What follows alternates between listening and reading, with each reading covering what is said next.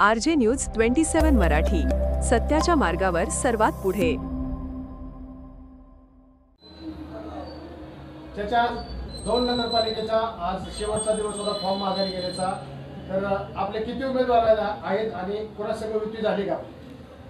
आम्ही नगरसेवक पदासाठी 15 उमेदवारांचे अर्ज भरलेले आहेत आणि नगराध्यक्ष पदासाठी एक उमेदवारी अर्ज आमचा पक्षाचा अधिकृत आहे.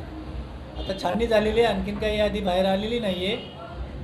खरं तर सुरुवातीपासूनच आम्ही महाविकास आघाडीची एकत्रितपणानं मूठ बांधून या निवडणुकीला सामोरे जायची चर्चा केली होती. तशा पद्धतीच्या बैठकाही केल्या होत्या, पण त्याच्यामध्ये फारसं काही यश आम्हाला आलेलं नाही.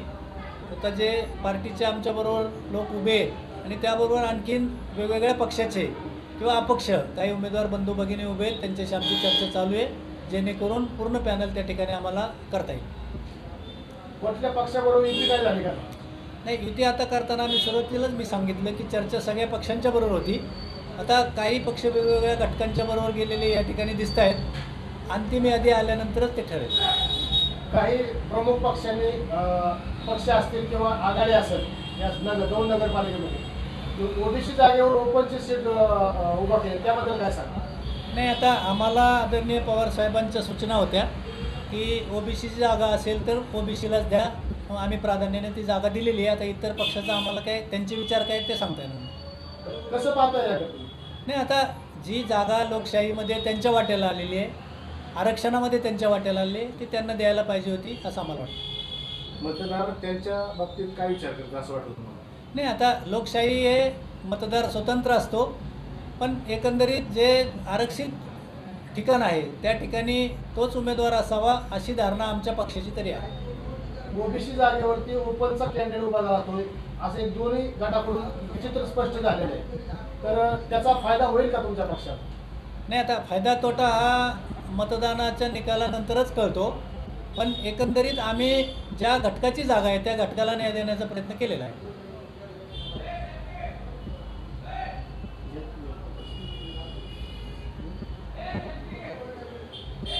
दौंडमधला सर्वसाधारण जनतेतून आपण पाहिलं तर दौंडचा असा म्हणावा असा विकास मागच्या 5 वर्षामध्ये दिसत नाही. किंवा गटरे असतील किंवा पावसाळ्याच्या दिवसात जी तुंबलेले वडे नाले ह्या भागातले आहेत, त्याच्या संदर्भात तुम्ही काय सांगू शकता? किंवा ह्याच्या आधीवरची जी नगरपालिका होती किंवा त्याच्यावरची जी नगराध्यक्ष होते त्याच्याविषयी काय सांगू शकता? नाही, आता तुम्ही जे प्रश्न या ठिकाणी उपस्थित केलेत ती वस्तुस्थिती आहे. त्यामुळं या शहराचा राहिलेला जो विकास आहे तो करण्यासाठी आम्ही प्राधान्य देणार आहोत. त्याच्यामध्ये प्रामुख्याने पिण्याचं स्वच्छ पाणी आणि मुबलक पाणी या शहरातील जनतेला वेळेत कसं मिळेल ते आम्ही भविष्यामध्ये या ठिकाणी पाहणार आहोत. शहरामध्ये स्वच्छता कशी राहील, कचऱ्याची समस्या या ठिकाणी कमी कशी करता येईल. शहरामध्ये आपण सगळीकडे बघतो तर वाहने थांबवायलासुद्धा जागा नाही, पार्किंग ज्याला आपण म्हणतो, त्याची व्यवस्था या शहरामध्ये कशी करता येईल. किंवा शिक्षणाचा विषय असेल, शहरातील आरोग्याचा विषय असेल, या बेसिक गरजा ज्या आहेत जनतेच्या त्या प्राधान्याने सोडवण्याकडे आम्ही कल आमचा त्या ठिकाणी राहील आणि तो आमचा अजेंडा आहे. दौंड नगरपालिकेमध्ये वर्षानुवर्ष सत्ता येत जाते राहते, पण साधी लघुशंकेची सुद्धा इथं नगरपालिकेला सोय नाही. याच्याकडे कसं पाहतात? हा पण एक ज्वलंत प्रश्न या शहरामध्ये आहे की पार्किंग नसेल किंवा त्या ठिकाणी शौचालय नसेल तर बाजारावरती त्याचा परिणाम होतो. येणाराची पण त्या ठिकाणी असुविधा होते. गाडी 4 ठिकाणी फिरून आणून त्याला जागा शोधावी लागते. त्यामुळेच मी सांगितलं की पार्किंगचा विषय असेल, त्या ठिकाणी महिलांच्यासाठीचं पुरुषांसाठीचं शौचालयाचा विषय असेल, या सगळ्या गोष्टी प्राधान्याने व्हायला पाहिजेत आणि जनतेने आम्हाला संधी दिली तर आम्ही पहिल्या टप्प्यात ह्या प्राथमिक ज्या गरजा आहेत त्या लक्षामध्ये घेऊन त्या पूर्ण करण्यासाठी प्रयत्न करणार आहोत. आप्पासाहेब, दौंड शहरामध्ये सर्वात महत्त्वाचा प्रश्न ज्वलंत आहे. शैक्षणिक संकुलन कुठलंच नाही आहे. बारामतीचा विचार करता, इंदापूरचा विचार करता, हवेलीचा विचार करता, दौंड हे सर्वात मागं आहे.